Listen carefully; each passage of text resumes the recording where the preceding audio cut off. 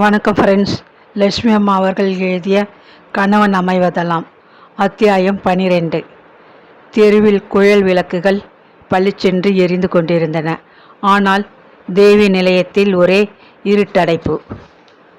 முன்னரையில் மட்டும் ஒரு விடிவிளக்கு மங்களாக எரிந்தது. வீட்டின் பெரும்பகுதி இருளில் மூழ்கி கிடந்தது. காரை குணர்ந்து ஷெட்டில் நிறுத்திவிட்டு கையில் பிடித்த டார்ச்சின் உதவியால் முன்புற தோட்டத்தில் மெல்ல நடந்து வந்தான் சந்திரசேகரன்.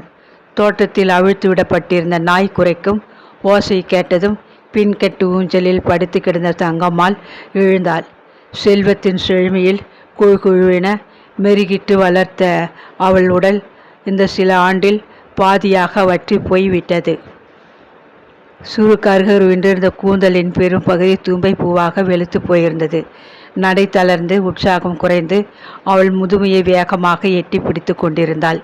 எரிமலை போல் அடிக்கடி உள்ளூர பொங்கி எழும் சினம் கூட இப்போது கசப்பாக மாறிவிட்டிருந்தது. கணவன் மீது, பெற்ற மகள் மீது, ஏன் அவளது ஆசையிலே மண்ணை அள்ளி போட்ட வாழ்க்கையின் மீது ஓயாத கசப்பு. கசப்புதான் அவள் நெஞ்சில் மேலோங்கி நின்றது. கொஞ்ச நாட்களாக இரவு வெகு நேரம் சென்ற பின்னர்தான் சந்திரசேகரன் வீட்டிற்கு வர ஆரம்பித்தான். மற்றவர் உறக்கம் கெடுமே என்ற சிந்தனையின்றி நள்ளிரவில் வந்து கதவை தட்டினான். திடீரென கதவை தாளிடுவதும் குளியல் அறைக்குள் புகுந்த அந்த வேளையில் ஆர்ப்பாட்டம் செய்வதும் அதற்கு மேல் சாப்பிட வந்து வேலையாட்களை அதட்டுவதுமாக அவனது போக்கு நாளுக்கு நாள் பொறுக்க முடியாததாக போய்கொண்டிருந்தது. தங்கம் அவற்றை கூட அதிகம் பாராட்டவில்லை. ஆனால் சமீப காலத்தில் அவள் தன் மருமகனை பற்றி கேள்விப்பட்ட செய்திகள் இதற்கு ஒரு வழி செய்யாவிட்டால் பொருள் நஷ்டத்துடன் அவளது மகளின் வாழ்வும் அல்லவா பாழாகிவிடும். 2 நாளைக்கு முன்னர் கணவனிடம் அல்ல பேச்சு கொடுத்தாள் தங்கம். மகாபலிபுரத்தில் யாரோ ஒரு பெண்ணோடு நம்ம தம்பியை பார்த்தானமே, கோதை மகன் சுந்தரம் என்று துணிவோடு தொடங்கினாள். வெற்றிலையை குதைப்பிக்கொண்டு ஊஞ்சலில் ஆடிக்கொண்டிருந்த கைலாசம் பதிலுக்கு என்று உருமினார். சிந்தாதிரிப்பேட்டையில் பெரிய தெருவிலே ஒரு 3 மாடி கட்டிடத்தின் பக்கம் நம்ம வீட்டுக்கார் அடிக்கடி வந்து நிற்கதாம். முதல் மாடியில் யாரோ ஒரு பாட்டுக்காரி கூடியிருக்காளாம். என்ற உருமல்தான் மீண்டும் அவரிடமிருந்து எழுந்தது. போன வாரம் பெங்களூருக்கு போன உங்கள் மருமகன் ஹோட்டலில் தனியாக இல்லையாம். கூட ஒரு வயசு பொண்ணும் இருந்தாலாம். இதெல்லாம் எனக்கு கேட்க சகிக்கலை. இதை பற்றி நீங்கள் விசாரிக்காமல் இருந்தால் பரிமளா கதை என்ன ஆகிறது? கண்டவளுக்கு பணத்தை வாரி இறைக்கவா நீங்கள் பாடுபட்டு பணத்தை சேர்த்தீங்க? ஆத்திரத்துடன் கேட்டாள். ஊஞ்சலை விட்டு குதித்தார் கைலாசம். தங்கம் என்று ஓங்கி குரலில் அதட்டிவிட்டு குளியல் அறைக்குள் சென்று வெற்றிலையை துப்பி வாயை கழுவி கொண்டு வந்தார். எனக்கு எப்போது என்ன செய்யணும்னு தெரியும். உன் உபதேசம் தேவையில்லை. கண்டவங்க பேசுகிற கட்டுக்கதைகளை எல்லாம் கொண்டு வந்து இங்கே என் மூளையை குழப்பாதே. கண்டிப்பான குரலில் பேசினார். கட்டுக்கதை ஒன்றுமில்லை, அபட்டமான உண்மை எல்லாம். கோபத்துடன் முணுமுணுத்தாள் அவள். அப்படி உண்மையாகவே இருக்கட்டும். அதனால் என்ன?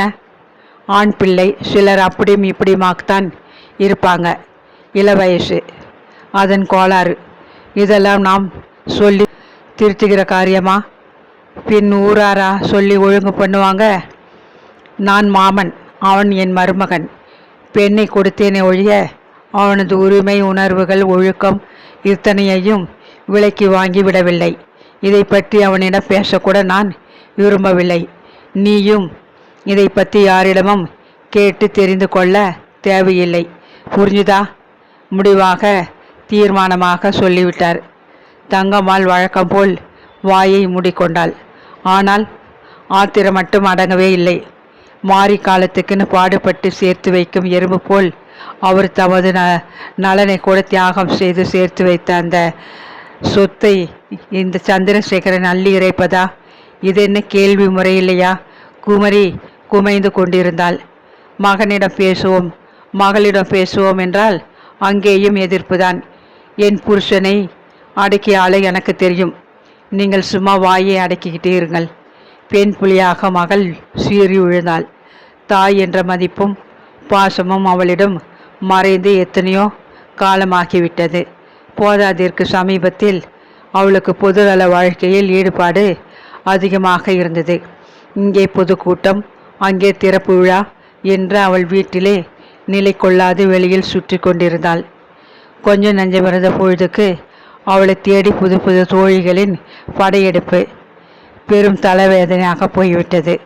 வந்தவர்களுக்கு பொய்யாக நகைமுகம் காட்டி காஃபி பலகாரம் வைத்து உபசரிக்காவிட்டால் மகளின் கோபத்திற்கு ஆளாக வேண்டுமே என்ற அச்சத்தில் உடல் சோர்வை பாராது வயது காலத்தில் தங்கமா ஓடியாடி கொண்டிருந்தாள்.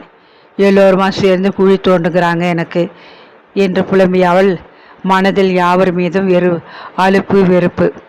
கதவை திறந்து விட்ட வீட்டு எஜமானியின் முகத்தை கூட பாராமல் விற்றென நடந்து மாடி பக்கம் விரைந்தான் சந்திரசேகரன். காற்று வாக்கிலே முகத்தின் மீது வந்து வீசிய சிகரெட்டின் நாற்றம் குடலை புரட்டியது.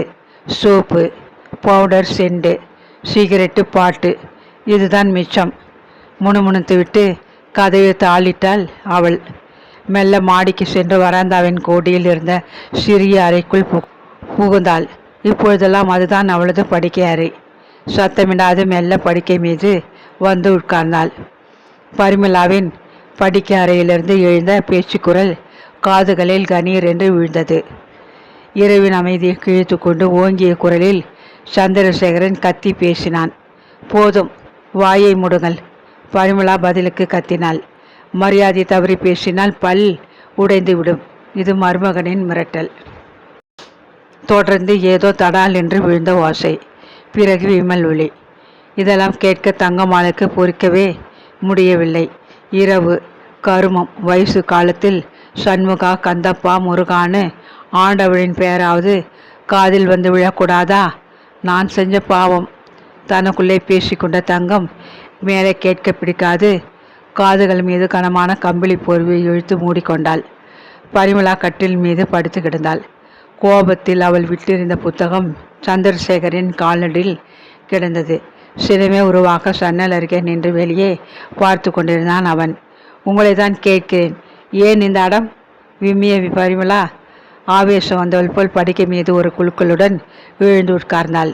சங்கு போன்ற அவளுடைய கழுத்தில் புரண்ட நல்முத்து மாலையில் தூங்கிய வைரப்பதக்கம் அவளது உள்ள துடிப்பின் எதிரொலி போல் நெஞ்சு குழி மீது ஆடிக்கொண்டிருந்தது. அடர்ந்து நீண்டு தொங்கிய அவளது கூந்தல் முதையில் புரண்டு கிடந்தது. சாயத்தால் பவளம் போல் மின்னிய உதட்டில் ஏளன புன்னகை. நீங்கள் ரொம்பவும் மாறிவிட்டீங்க. வாயை திறந்தால் போதும் வீடே அதிரும்படி கத்துறீங்க. நீங்கள் செய்வதெல்லாம் நியாயமா?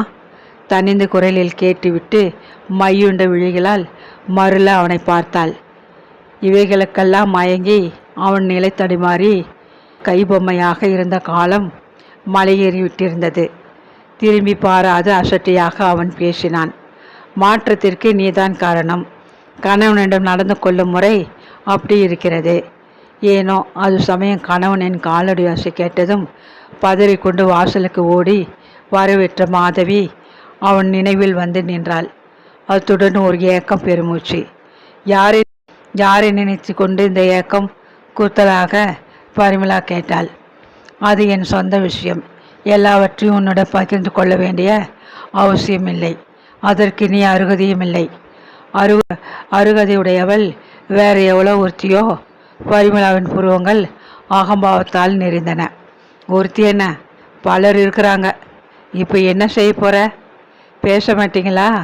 இந்த வாய் வீச்சு அப்போது இருக்கவில்லையே அந்த காலத்தில். ஆமாம், அந்த காலத்தில் வருவேங்கிற சாக்கடையில் தான் கிடந்தேன். கருணை கொண்டு என்னை தூக்கி இந்த சிம்மாசனத்தில் வைத்தாய். இப்போது வேண்டாம் என்றால் உதைத்து தள்ளி விடுவது தானே. இப்போ பேச மாட்டீங்களா?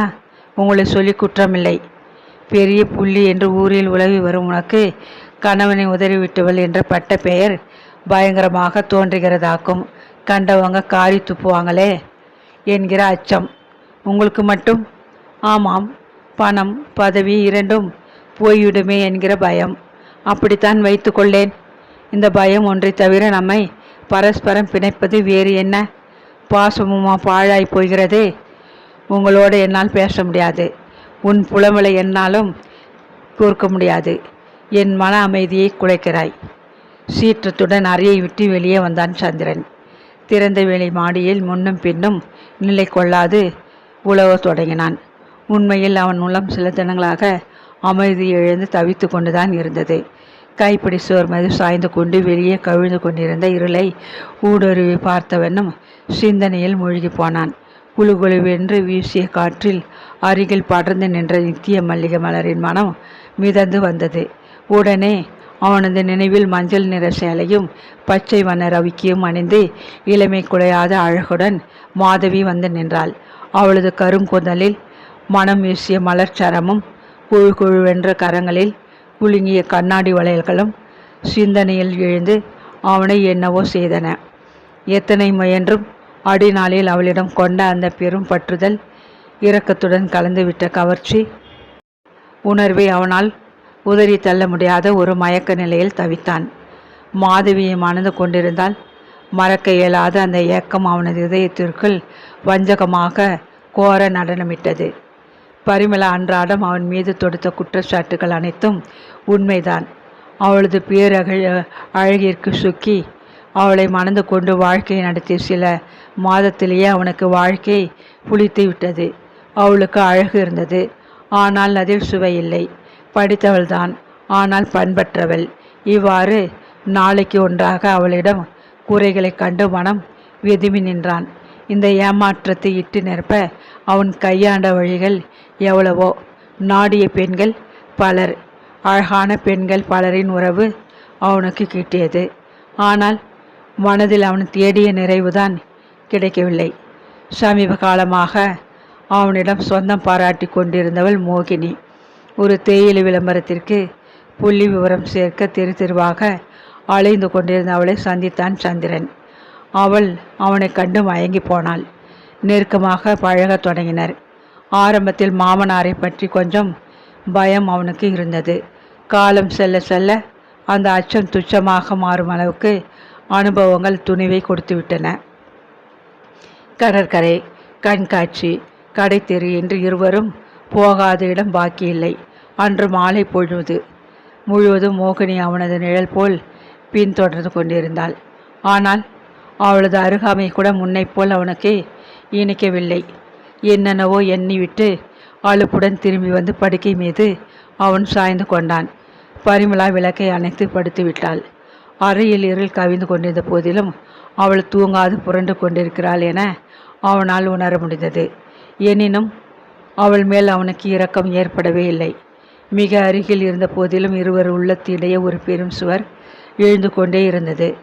சுவர் இடிந்து இருவர் உள்ளமும் ஒன்றுபடும் நாள் இனி இல்லை என்பதை நன்கு உணர்ந்திருந்தான் சந்திரன். அது தகர்க்க முடியாத, அகற்ற முடியாத, அழிக்க முடியாத ஓர் இரும்பு சுவர்.